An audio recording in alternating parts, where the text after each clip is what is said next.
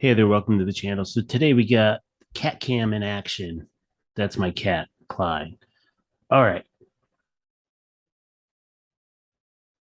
So today I wanted to take a look at the inflation.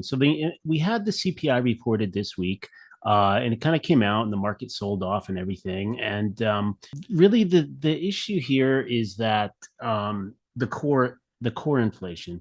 So basically, if we look at this chart over here, and this is in the BLS report, you look over here. The blue line is all items, so this includes your energy and stuff. And basically, we know price of oil, price of gas, and everything has come down. So this has been coming down. But over here, you can see that the all items less food and energy, this line is almost at, see this line? It's almost at, like, here it was 6.5%. It peaked out. It started to head down in March, right? And now it's coming back up and it's almost at the same level.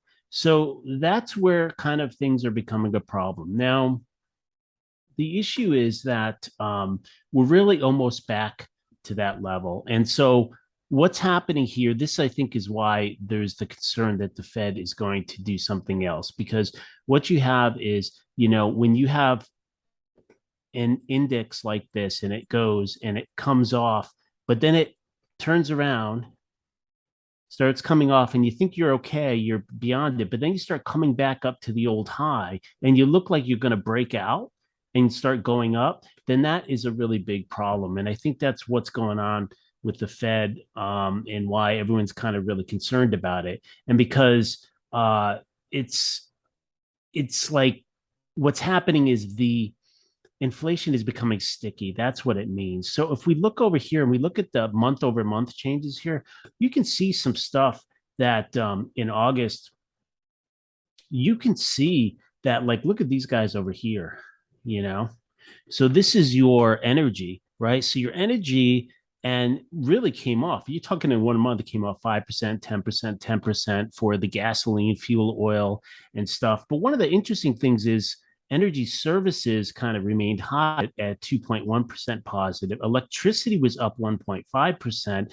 And then look at this piped gas service. This is piped gas service is up 3.5%. So it's really an interesting thing. See, what's happening here is that even though energy has gone down, the commodity price end has gone down. The pricing, because it went up on the commodity end, that the pricing is getting pushed into the utility pricing. And see, the thing is, those prices are going to be sticky, right? They're not going to go and just magically lower the price increases that they have. So that's what this chart is showing you. It's showing you that a lot of this inflation is now baked into just the core of everything. So let's take a look at one other thing here. Let's take a look at wages. You see a lot of stories like this in the press right now, where there's more pay raises are on the way for many workers this year. So we have things like Microsoft recently added to doubling their global merit budget, and they're not alone. And you see this reported by a variety of companies. And then here, like, inflation is continuing to run 4-decade high. Compensation consultant, blah blah blah, an increase of 4.8%. And you have these different reports where companies are trying to increase the wages for their employees. And so what that means in the result of that is that um, look, when a company raises your wage, they don't lower it. They never lower it, right? What they do is, if they get in trouble, they lay off workers. In other words, your wage goes from whatever it is. If you were getting 2% raises, and maybe you're getting like 4%, 5% raises now, okay, that's all fine. They never lower it. They never lower it at all. And then what they do is, if they get in trouble and have financial trouble, then they just lay people off. And so the wages of those people that, get laid off goes to zero. That's how it works. They never, lower those wages. So the point being is that this type of thing, where these companies, and you can look and you can see reports after company is trying to, hey, we're trying to, increase our, even some companies having sort of like emergency wage cost of living adjustments and stuff. And the point is, that's baking in inflation for the future. And that inflation is not going away, right? That inflation is very sticky. Companies do not just cut their wages. They really don't do that. Once they give it to you, they just eat it and they're done with it. Okay. And So that's one of the reasons that you have this kind of sticky inflation. That's one of the reasons that you can see that this all items less food and energy is going up. And the fact is, it's still going up. So what's going to happen with that? So the simple fact is that after this CPI came out, now there's talk of the Fed raising instead of by 50 or 75 basis point by raising by a whole 100 basis points, which is a whole 1% in one chunk. And the question is, will they do that? I have no idea. I mean, everyone can speculate about that. Now, this inflation has gone from something that it's just gone to become a big problem because it's basically baked in. If you look at the increases in wages that are happening out there, the price wage spiral is fully in play at this point. And therefore, what the Fed has to do is, they have to really slow the economy down. And they have a really blunt tool. So the only way that they're going to slow the economy down is they really need to cause a recession. And from their point of view, I'm sure they're thinking like, well, we can cause a mild recession or, we got to get things to slow down. But they'll probably cause like things will probably happen faster than they expect at some point. And as I've talked about before, how I really think we're, potentially coming into a Great Depression here, that this is really a big risk. So the Fed, they have to cut demand, right? Now, that's the one thing that they can have some control over, right? Because if they increase those interest rates and that increases the cost of lending, that really lowers the demand. Housing is a really big one. It's like, hey, look, you kidding me? The price of a house, you put interest rates up 1%, you drop the value of a house by, 20%. It's because of the leverage in that you use to buy the house, right? You have to get a loan, you finance it over 30 years. That's a huge amount of leverage. And therefore, even small interest rates increase your payment and reduce your buying power.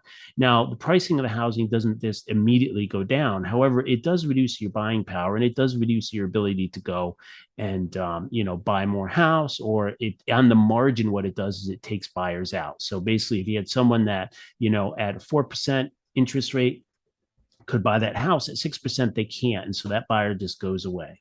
That's how this works. So the Fed can and is having an effect. They're slowing down real estate, and remember that's going to slow down the rest of the economy too. Every time someone buys a house, what are they going to do? Oh, they're going to put furniture, all this other stuff in there. There's all this other spending that goes along with buying a house, and all that spending is going to be reduced. Now, the problem that we really face here is that, as I think Kathy Wood was pointing out, that like, hey, look, we've already had massive declines in price of a lot of things. I mean, oil has come off a lot, used car prices, a whole bunch of areas. The pricing has come off a lot already. Stock market is down significantly, et cetera, et cetera.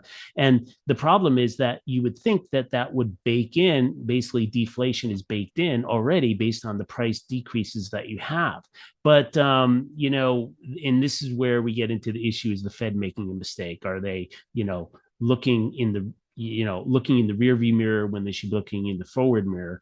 And that's really a hard one to say. I think at this point, given the Fed statements, they talk about the pain that inflation is causing people. That's just where their head is at. And so they're going to keep going for some time.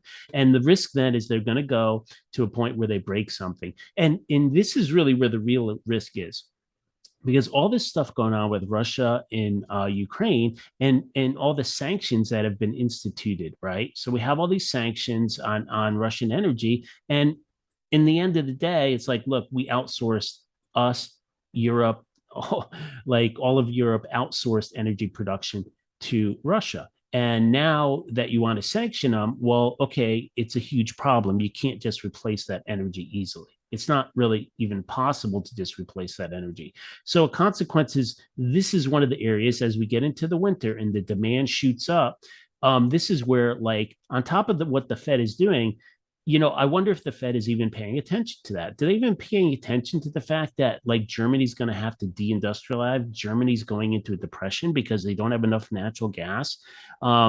It really makes you wonder, because this is a huge risk for the world economy, which will include the US. So I think what you have is you could have a very quick situation where, like, all of a sudden they realize, ooh, something broke and it's going to break really fast. Let's go look at energy in Europe really quick.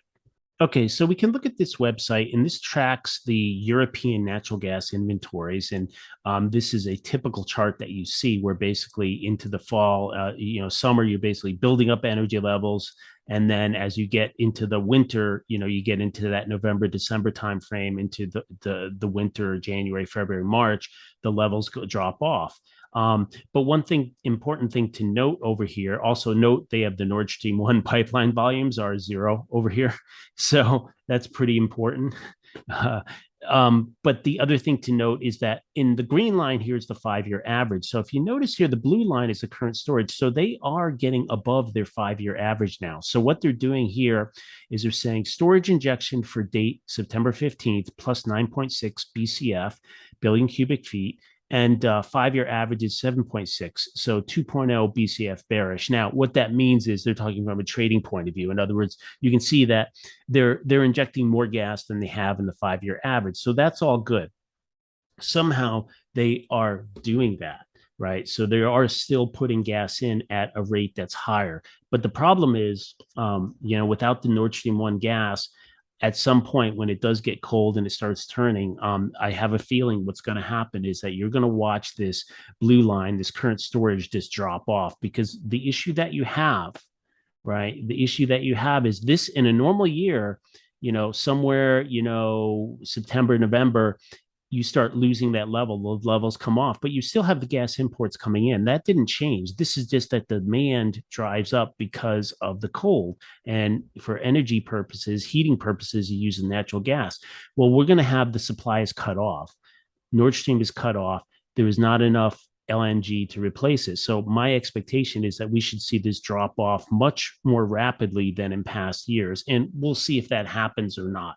But that becomes part of the big risk. It's interesting that they're going to have the military patrolling in Germany because they're expecting unrest. I mean, I would expect unrest as well, because you're in a situation where you're like, okay, you're not going to have enough natural gas this winter. You're not. So it's very important to understand that even though they are above their 5-year average for storage, they're not in a great shape right now. Okay, that's it for this one. Bye.